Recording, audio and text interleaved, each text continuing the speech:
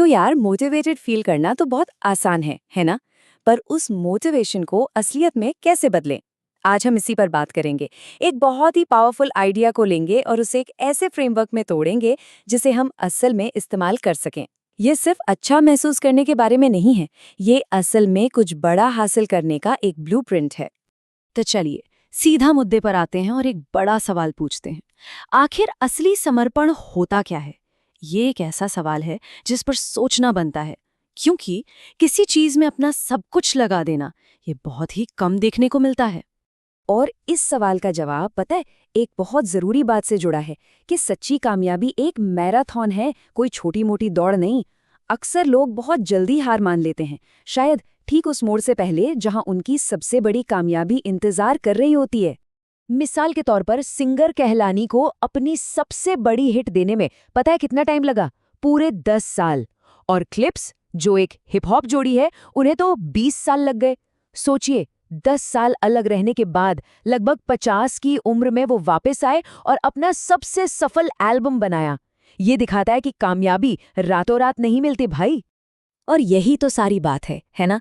जब किसी काम के लिए जुनून होता है ना, तो फिर समय की परवाह कौन करता है? चाहे कितने भी साल लग जाएं या कितनी ही बार ना सुनना पड़े, बस चलते रहना होता है। इसी को तो कहते हैं लगे रहना। और इसी हिम्मत को, इसी क्षमता को हम कह सकते हैं कॉम्पिटिटिव स्टैमिना या प्रतिस्पर्धी सहन शक्ति। ये सबसे स्मार्ट या सबसे तेज होने के बारे में नहीं है, बल्कि लगातार टिके रहने के बारे में है। साल दर साल बस लगे रहना, इस यकीन के साथ कि मेहनत रंग लाएगी। लेकिन सिर्फ लंबे समय तक टिके रहना ही काफी नहीं है, और यहीं पर हमारा दूसरा जरूरी सिद्धांत सामने आता है। मेहनत हमेशा टैलेंट से बड़ी होती है। ये एक बहुत जरूरी फर्क है जिसे समझना होगा। अब यहाँ एक बहुत ही सिंपल लेकिन गहरा फर्क है। ज्यादातर लोग अपनी नेचुरल प्रतिभा, अपने टैलेंट के भरोसे जीते हैं, लेकिन जो लोग कमाल करते हैं, असाधारण होते हैं, वे अपने एफर्ट्स, अपनी कोशिशों के दम पर जीते हैं।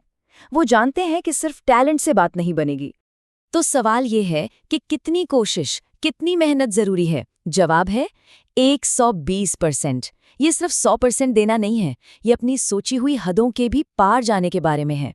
ये सीधा सा हिसाब है। अगर 120% नतीजे चाहिए, तो 120% मेहनत भी तो करनी होगी। सपनों को हकीकत में बदलने के लिए 60 या 70% की कोशिश काफी नहीं होती, 120% देना ही पड़ता है। तो ये पावर 120% की मेहनत आती कहाँ से है? ये आती है एक बहुत ही पावरफुल सोच से।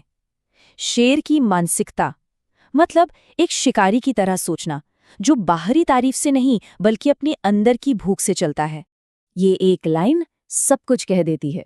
मतलब बात थकान की नहीं है, बात काम पूरा करने की है। थकान तो बस एक फीलिंग है, बहाना नहीं। काम खत्म करना ही असली मकसद है।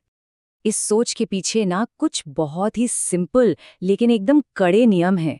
शेर हालात को देखकर रोते नहीं, वो शिकायत नहीं करते, वो बस शिकार करते हैं।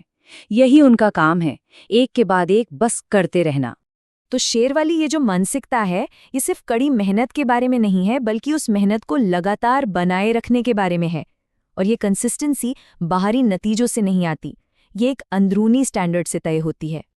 अब इसको समझिए, जब कोई स्कोर के लिए खेलता है तो उसकी कोशिश गेम के हिसाब से बदलती रहती है, कभी कम कभी ज्यादा। लेकिन जो अपने स्टैंडर्ड के लिए खेलता है, वो हर बार चाहे कुछ भी हो जाए अपना 120% देता है। भले ही वो जीत रहा हो या हार रहा हो, कोई फर्क नहीं पड़ता। तो फिर ये स्टैंडर्ड है क्या? बहुत सिंपल है। ये कमिटमेंट है कि हर दिन काम करना है, हर दिन मेहनत करनी है और हर दिन अपने लक्ष्य पर टिके रहना है। नतीजे तो इसी प्रोसेस से आते हैं। और दुनिया में ऐसे महान लोगों की कोई कमी नहीं है जो इसी सिद्धांत पर जिए हैं। कोबी ब्रायंट, माइकल जॉर्डन, रे लुइस, ये लोग स्कोरबोर्ड नहीं देख रहे थे, ये अपनी लेगेसी, अपनी विरासत बना रहे थे। वे ये पक्का कर रहे थे कि जब भी वो मैदान पर उतरें, वो अपना बेस्ट दें। और अब हम आते हैं अपने आखिरी और शायद सबसे पावरफुल आइडिया पर, पूरी तरह से बिना किसी वापसी के रास्ते के कमिटमेंट करने की ताकत। देखिए, टोटल कमिटमेंट कोई धीरे धीरे होने वाली चीज नहीं है, ये एक फैसला होता है। वो एक पल जब कोई तय कर लेता है कि अब बस बहुत हो गया और अब कुछ बड़ा करना है। इस आइडिया को कहते हैं कश्तियां जलाना। ये एक पुरानी कहानी से आता है, जहां एक कमांडर ने अपनी ही नावें जला दी ताकि उसकी सेना के पास जीतने के अलावा कोई चारा ही ना बचे। जब पीछे हटने का कोई रास्ता ही नहीं होता, तो आगे बढ़ना ही इकलौता ऑप्शन बचता है। तो इसे करने का तरीका क्या है?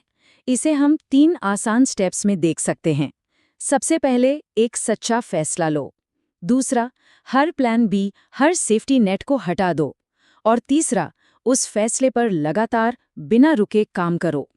और यही तो असली बात है। अक्सर हमारा प्लान बी ही हमें अपना 120% देने से रोकता है।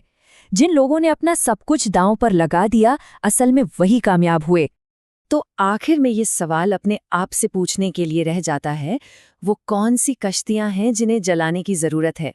वो कौन से बहाने हैं, कौन से सेफ्टी नेट्स हैं जो किसी को अपनी पूरी क्षमता तक पहुंचने से रोक रहे हैं? इस पर सोचना तो बनता है।